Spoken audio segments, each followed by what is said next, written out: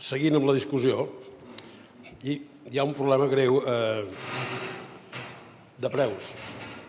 Mentre el gas natural estava a 20 euros megawatt hora, és impossible que el biogàs tingués mercat. Per tant, ara sí que té mercat.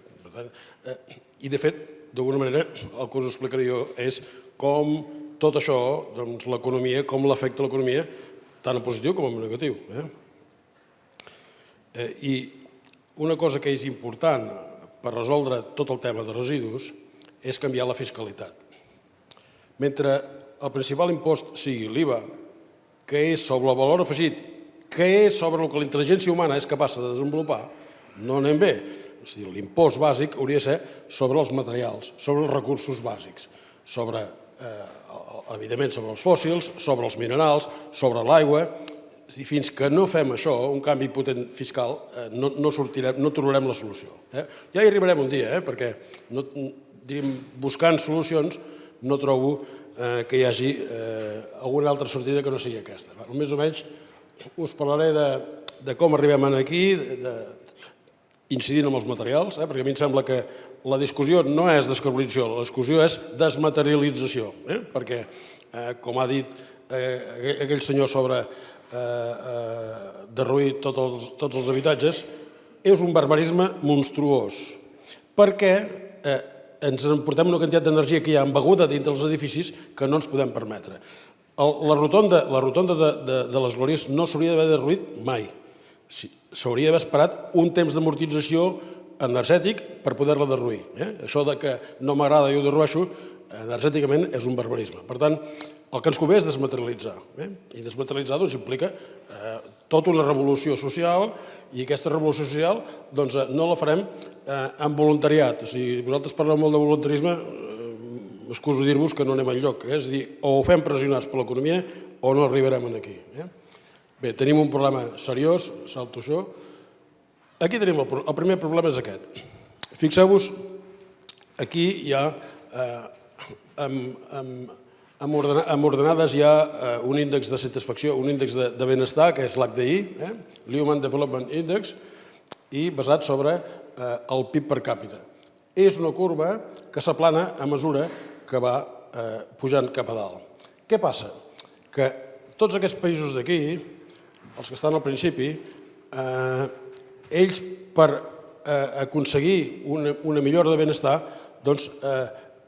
l'augment de PIB, amb un augment petit de PIB, hi arriben. Però a mesura que els països són rics, arriba un punt on ja per més PIB que augmentin ja no hi ha aportació de benestar. I què passa? Que ens acomodem. I aquí som. És a dir, tots els que estem aquí estem molt còmodes. Per cert, la sala no està a 19 graus. És a dir, parlant de comoditat. És a dir, no volem prescindir de res que tenim. Ni la temperatura, ni el paisatge, res. No volem consumir res. És a dir, no volem prescindir d'anar a fer les vacances a l'avió a 1.000 i escaig quilòmetres, no volem prescindir de res. I aquest és el problema. El problema que tenim és un problema sociològic i psicològic. És a dir, som panxa contents i com que som panxa contents no volem fer cap esforç. Aquí hi ha l'exemple d'Espanya. Hem arribat a un punt on ja, diríem, estem en un punt que és difícil anar més lluny d'on som. I si ara ho mirem respecte al PIB amb els anys o sobre l'energia, veiem que, de fet, el benestar que tenim s'està desacoplant del consum d'energia. Perquè aquest benestar, i això m'agradaria que hi haguessin polítics que ho sentissin això, està basat sobretot en sanitat, ensenyament i atenció a la gent gran. Per tant, aquests tres pilars són els que donen el benestar. I això, avui ja veiem que l'estat que està a la societat espanyola i catalana no depèn tant del consum d'energia. I aquesta gràfica sí que us agradarà, sobretot a vostè. I a mi em sembla que és la clau de tot. És a dir, quan avui poseu el cap al coixí, recordeu aquesta foto. En el món entren 100 milions, són 103 milions de recursos, de milions de tones, i n'aprofitem 26 milions. La resta, 65 milions, els dispersem a l'aigua i als abocadors. I això és un barbarisme. O sigui, això ens diu que la humanitat s'ha transformat en una màquina destralera de dispersar recursos. I ens hauria de fer vergonya de dir-nos humans, només mirant aquest diagrama Sankey. Només reciclem el 9%. I aquí està la revolució. És a dir, ni podem abocar 65% al medi, ni podem, diríem, continuar amb un reciclatge del 9%. Aquesta xifra és una mica diferent de la que ha donat vostè. A mi em surt 13 tones habitant de material. Segurament el que ha dit em penso que eren 9. Jo he fet els números després i em penso que eren 9. Suposo que la diferència és aigua, suposo. Que aquí hi deu haver aigua i la que ha donat no hi havia aigua, suposo. Jo diria que aquesta és la diferència que hi ha. Però bé, de qualsevol cas, diríem, d'allà on estem, a 13 tones per habitant de consum de materials a Espanya, hem de baixar a 6,5. I això és brutal, Us asseguro que és molt difícil, I això és el mateix amb CO2. En CO2 estem al voltant de 6 tones per habitant i hem de baixar a 1,7.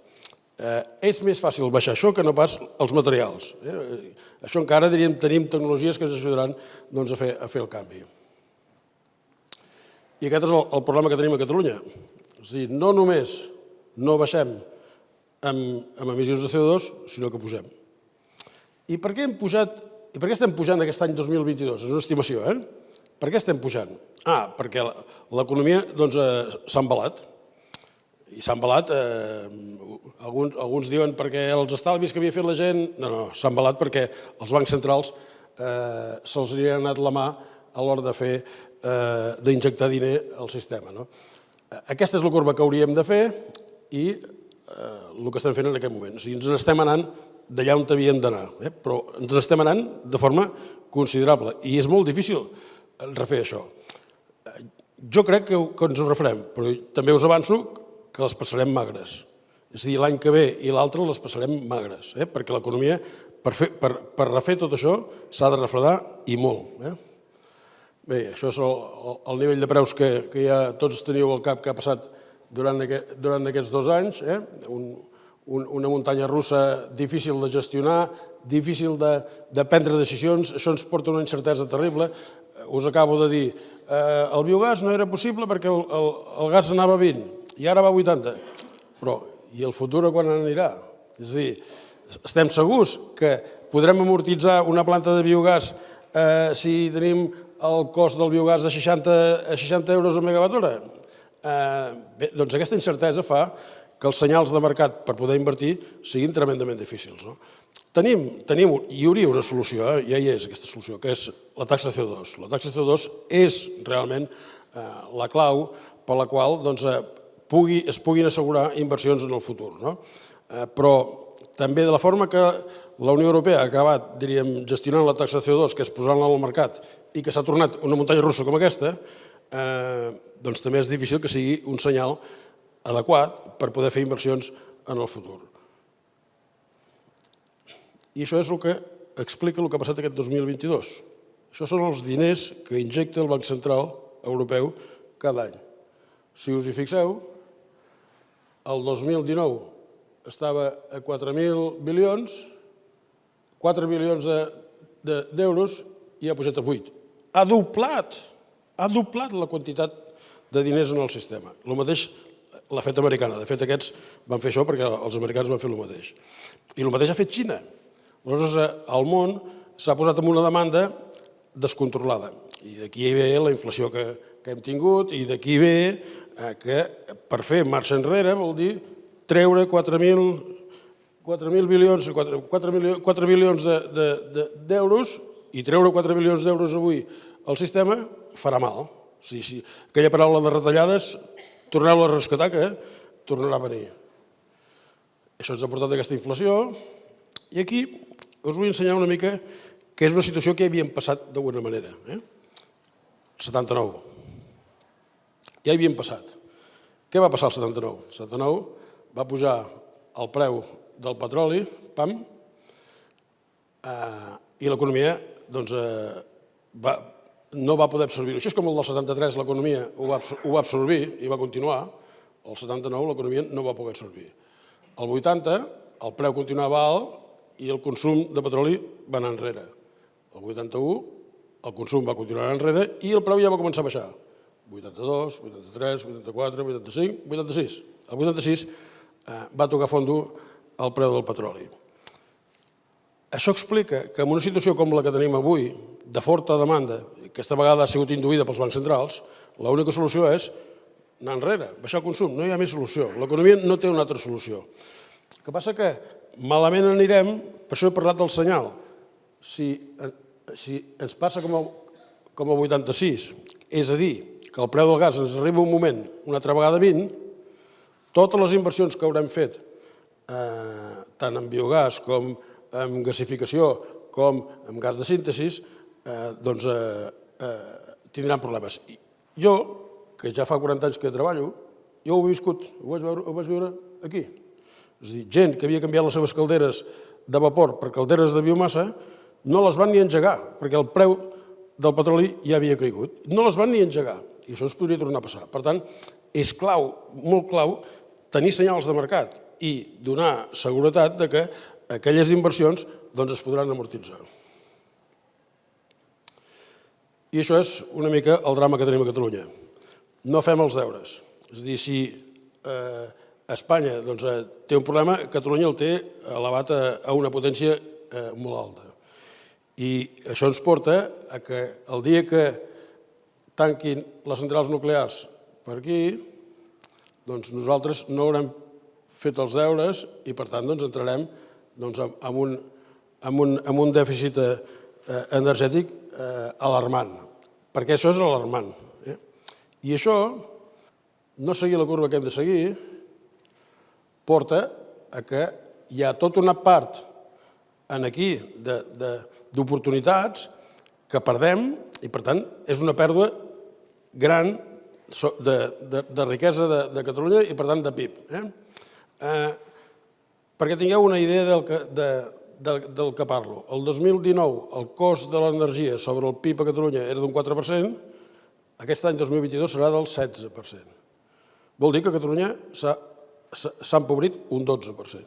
Per tant, l'any que ve no serà així, l'any que ve diríem serà més baix, però continuarem a empobrir-nos amb els anys següents, perquè espero que no passi això que he dit que el gas baixi a 20, sinó que si el gas es queda entre 60 i 80, doncs vol dir que aquest cost de l'energia sobre el PIB el mantindrem entre el 8 i el 9% durant molts anys. Què és això? És a dir, si nosaltres no fem res, irem perdent, això és la construcció, és l'únic que guanya, irem perdent recursos. Imagineu-vos la petroquímica si no fem res. La petroquímica perdrem tota la petroquímica, que és monstruosa. Per tant, estem obligats a que la petroquímica canviï la química de petroli per la química de l'hidrogen. Estem obligats a fer-ho. Però no només això, sinó estem obligats a que la pèrdua de les centrals nuclears la portem amb altres energies renovables. La pèrdua dels cicles combinats la portem amb altres energies renovables. La pèrdua de gas la portem amb gasos renovables. Si no fem això, realment les pèrdues són considerables. I si ho fem, doncs realment podem mantenir un creixement relativament estable. Serà molt difícil créixer en PIB, molt. Molt. Jo diria que és impossible. És a dir, si hem de baixar material, implica que els productes que fabriquem, jo soc fabricant de paper i per tant és un exercici que jo ja he fet, hem de baixar contingut de material. Per exemple, en el nostre cas, si en lloc de fabricar un paper de dos capes de 17 grams en fabriquem un de 26 grams, hem baixat de 34 grams a 26. I això, si ho mirem, ho extrapolem a tota l'economia, és una pèrdua de PIB. Per tant, és impossible que el PIB creixi si desmaterialitzem l'economia. Ara bé, una cosa és tenir clar això i una altra cosa és que no puguem crear més activitat econòmica per compensar tot això, que és el del que es tracta. Perdó. El cas és que podem realment reposar, si invertim en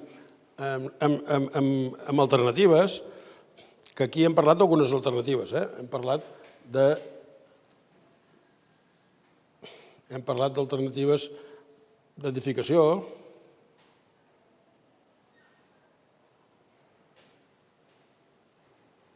Ara ja vaig directament a les alternatives. Però n'hi ha més. N'hi ha més.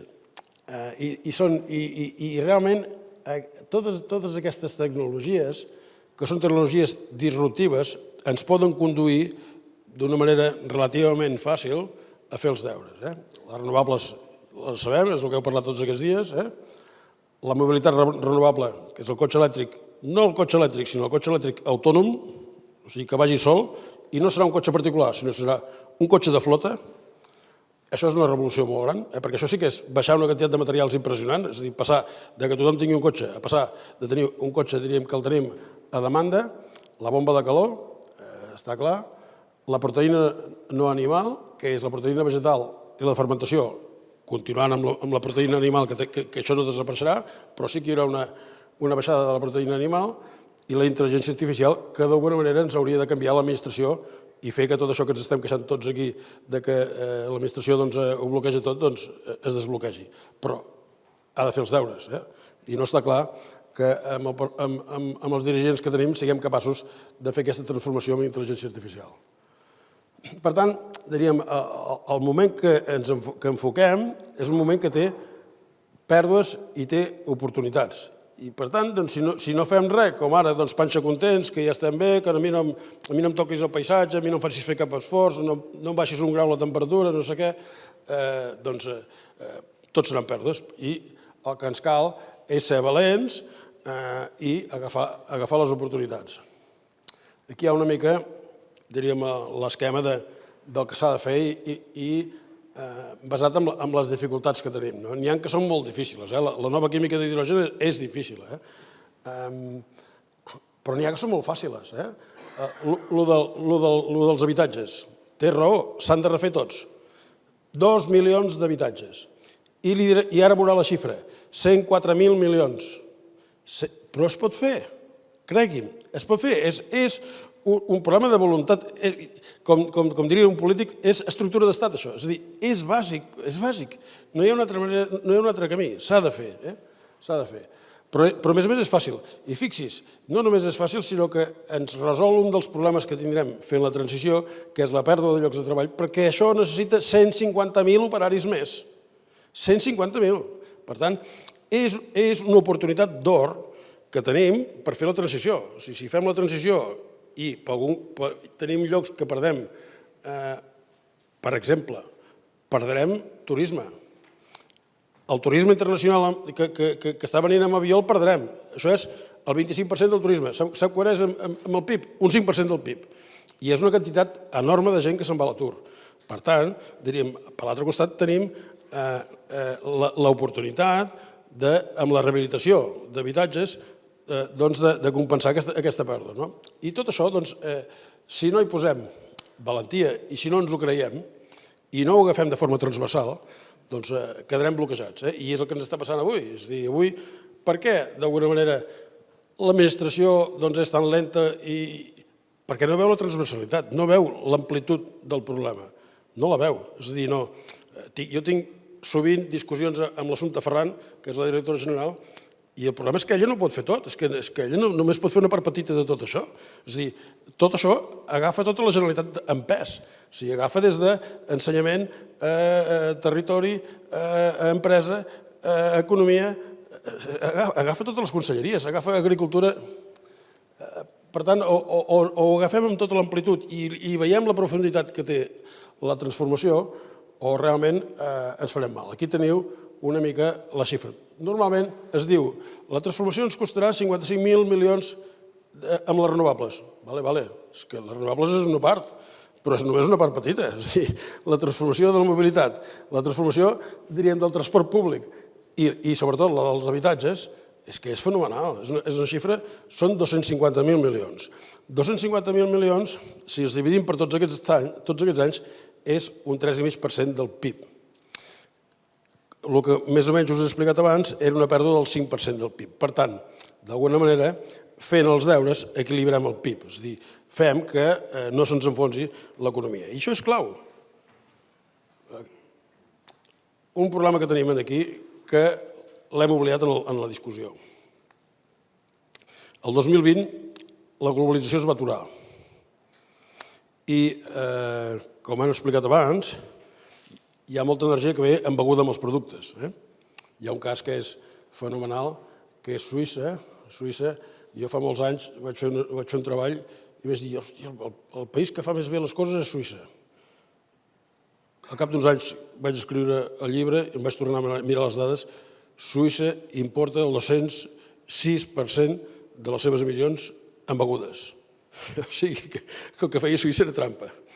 I això, la globalització, d'alguna manera, ens porta en aquestes coses.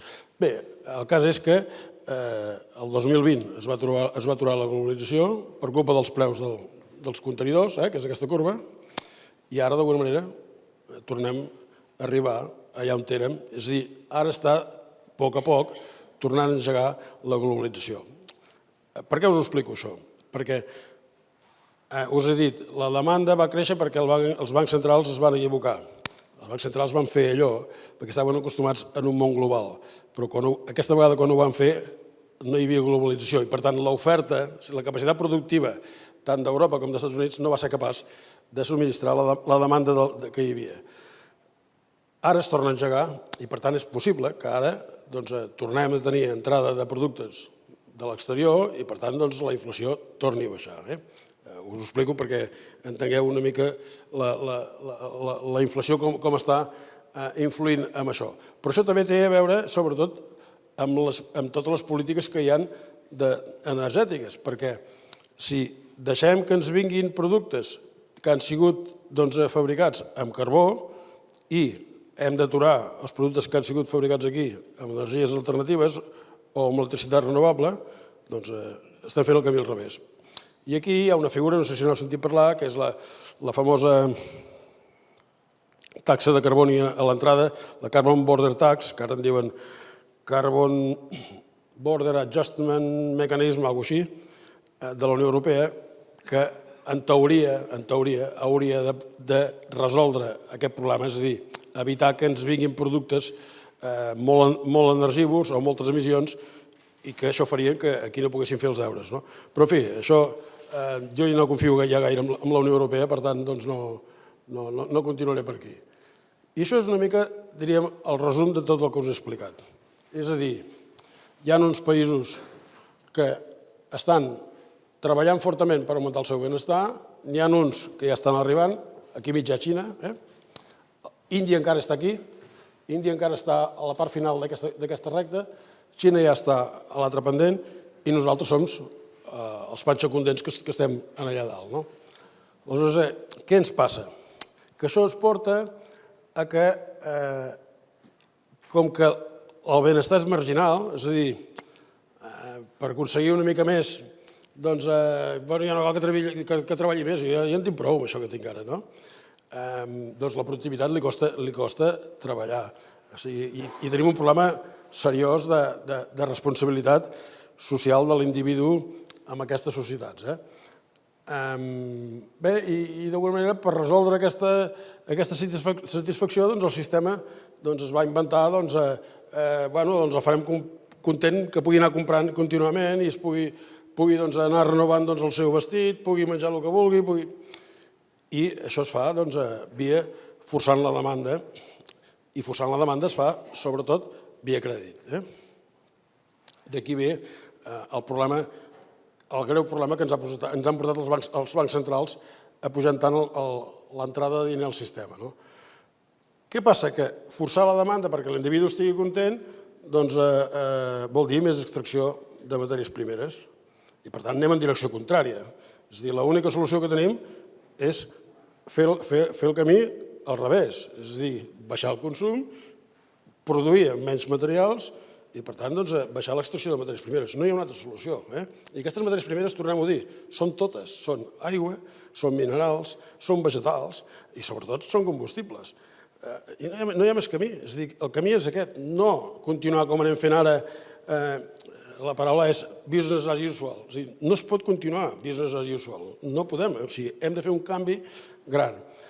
I aquest canvi gran no el farem voluntàriament. No el farem per discurs. O sigui, jo no us convenceré pas a vosaltres perquè ho feu. No ho convencerem. Això es fa via fiscal. Això es fa, diríem, tocant l'economia. I, per tant, doncs, a sobre que fem tot aquest camí, a sobre no tenim els recursos per fer-ho, a sobre ho fem amb més deute. A sobre. O sigui que és increïble, això. I això és una roda que no para. Arribarà un moment que això arribarà al límit. I sembla que té números que estem arribant al límit. Té números. És a dir, els deutes dels estats, els deutes públics del 130% o el 150% que ja arriba a Itàlia, doncs sembla que no pot anar més. És a dir, arribarà un dia, o el que està passant aquests dies amb les pensions, és a dir, posem un 8,5%, un 6,8% les pensions, tots contents, però això va al pressupost de l'Estat, i això va a deute. I això, en un moment on els interessos comencen a pujar, doncs la xifra comença a ser demolidora, comença a ser de 30.000 milions al nivell dels interessos. Per tant, els pressupostos arriben un dia que són incapaços d'assumir això. Bé, vull dir que la meva percepció és que la transició, d'alguna manera, la farem perquè el sistema econòmic s'haurà esgotat. Jo tinc la impressió que hem arribat al final d'un model que va engegar el 1980, amb en Milton Friedman, la Thatcher i en Reagan, i que aquest model s'ha esgotat. I, per tant, toca repensar el model. I toca repensar el model, sobretot amb això que us he dit, amb nova fiscalitat, amb controlar el deute, és a dir, i sí que aquí hi ha un punt que és clau, l'habitatge. L'habitatge és clau. És a dir, si nosaltres baixem l'activitat de l'economia i portem que la gent, per exemple, que ens pot arribar a passar, això direm cap al 2040-2050, que ens hagin de repartir el treball, voldrà dir també repartir-nos els ingressos i voldrà dir que amb els preus que tenim dels habitatges allà on els tenim, això és insoluble. Per tant, sí que segurament la clau de tot plegat passa per l'habitatge. Quasi ben estic convençut. Però hi ha solucions, hi ha solucions. I totes són polítiques, però de polítics valents, no són... En fi, podem construir habitatge, diríem, a preu assequible. Ho sabem fer, el problema és que no ho fem. I jo ho deixaria aquí. Només dir-vos això, que em sembla que estem en un final de model. D'alguna manera, els de la meva edat, els dic que repassin el que fèiem als anys 1970, que ja vivíem de força frugal, que ja érem feliços i, per tant, d'alguna manera, possiblement aquell model que llavors va caure, doncs ara sigui el que hagin de tornar a remirar. Aquell model va caure perquè el model que portava, que era el model keynesià que va engegar el 1945, arran del pacte de Bretton Woods, aquell model es va esgotar. Recordeu, el maig del 68, tot el món hippie, diríem, hi havia una revolta dels joves contra els grans, la guerra de Vietnam, que va acabar de posar-hi cullerada, aquell model es va acabar allà. I la solució que van trobar va ser el model neoliberal de Milton Friedman. I aquell s'ha acabat enfortint més endavant amb la globalització dels anys 90. I aquí som. Però tinc la impressió que tot això no dona per més. Per tant, això de generem més deute, és a dir, generem més diner per poder extreure més matèries primeres, que és una mica el que està fent el sistema actual, jo tinc la impressió que s'ha acabat. I això és tot. Gràcies.